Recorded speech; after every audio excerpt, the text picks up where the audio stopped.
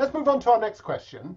So this one's a little bit of a kind of inspiring type question. So which industry sectors or standalone organizations do you think are making the greatest advancements with technology, and what are they doing that stands out? So I'm going to come to you, Ben, right? So OakNorth are doing some fabulous stuff themselves, right? And I think you might feature in other people's answer to that question. But it'd be really interesting to know who's inspiring you out there, who's doing stuff that you're thinking, wow, that's interesting, that's a great use of technology, it's innovative. Yeah, I mean, I think for me, the thing that always kind of excites me or impresses me is when I see someone taking or just starting with the customer problem rather than starting with the technology.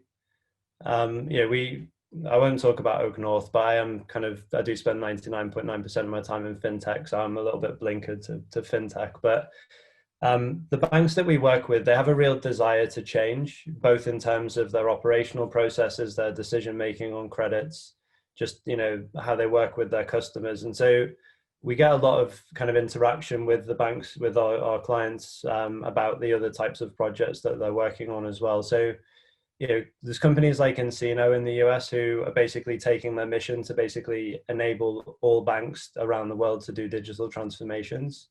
So rather than banks having to figure this out by themselves, they've got a really trusted partner with a really great platform that we integrate with. And actually it just, this kind of, it creates an ecosystem where it's going to enable innovation for the, kind of other companies trying to solve very specific problems, kind of credit and payments and stuff. I think another company I personally really admire is Stripe, just because they're taking such massive kind of problems. Their mission statement of grow the GDP of the internet is almost it's hard to kind of think about bigger things really.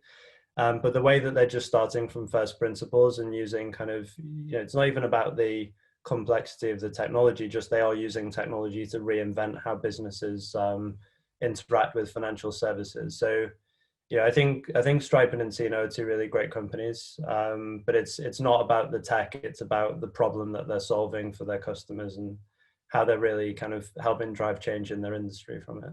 Yeah, I think that's great, and it's good to hear a technology leader saying it's not about the tech, right? Because we all know as leaders in technology that's exactly what it's not about. Tech is just an enabler for these things. But a good couple of references there. Will, I'm going to come to you in a second because I know you'd like to talk about partners that you work with in this space who you would admire. But audience members, do ping us. If there's companies that you think really inspire you from a technology standpoint, ping us in the chat and we'll have a conversation about them. Will, what about your partners? They inspire you a bit, right? Yeah, absolutely. I mean, I'd echo Ben's points around this, in that maybe the technology pieces of it are, although they're enabling the transformation, in a lot of ways they're the least interesting part of it. It's what you're able to do for customers and what needs people have been able to identify and pivot towards. We've been really proud as Deliveroo to kind of be more involved in the technology parts of certain businesses, so powering the Nando's delivery applications through like a white label system on their part. This is something that we can now do to help them move faster and move in a more technologically savvy kind of way. And actually, even once you go outside the partners, I think the general resilience and entrepreneurship in the food space overall has been really inspiring to see, whether that be people pivoting their own small businesses from restaurants to providing takeout meals, or grocery delivery businesses to small businesses banding together to form services like Dispatch or Big Night, which, even though I shouldn't say, I've used both of them. They've been fantastic, fulfilling a need which I didn't even know that I had for kind of restaurant branded home meal kits. To the explosion of people doing subscription boxes and kits, which of course are massive things prior to the pandemic, but just the scale that they've had to push for their operations to cope with the increase in demand and the switch to a more technologically enabled business model has been really fantastic to see. So all over the food space have been kind of inspiring examples for us. That's excellent. Thank you. Some good examples there again.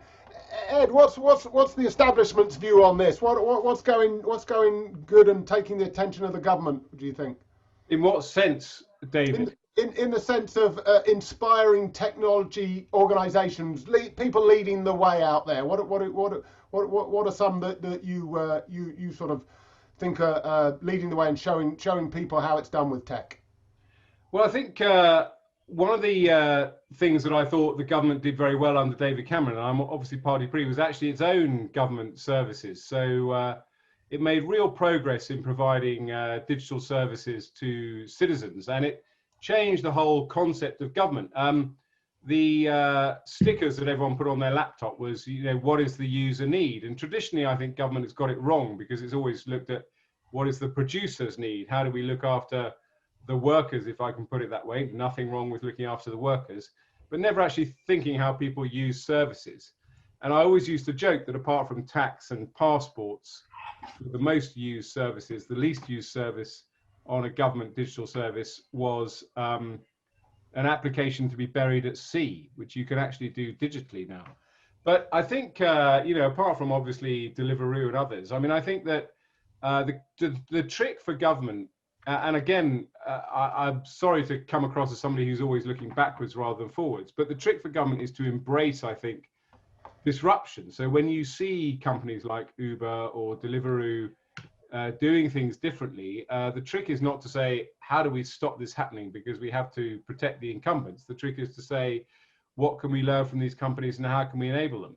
I think in terms of what government is seeing now, I think fintech is obviously a very important area where I think, to the government's great credit, they continue to push forward. There's a fintech review going on under Ron Khalifa, for example, the founder of WorldPay. And I think, again, the trick for government with tech is to recognize the existing strengths of your economy. We obviously have very strong financial services sector in the UK. We have a strong cyber security sector in the UK because of the GCHQ ecosystem. We have a strong artificial intelligence ecosystem because of DeepMind. So the trick with government, I think, is to target those areas where the UK has perhaps an element of USP. Yeah, no, I think that's true. I don't think there's anything wrong with looking back. It's a good way to measure ourselves going forward, right? I think that's really good. And I like the idea of, this question was about inspiration, and basically you all sort of came up with examples of companies that we should look at and go, to Ed's point, how do we do that? How can we do the same thing? How can we copy? There's nothing wrong with copying somebody else's innovation, right?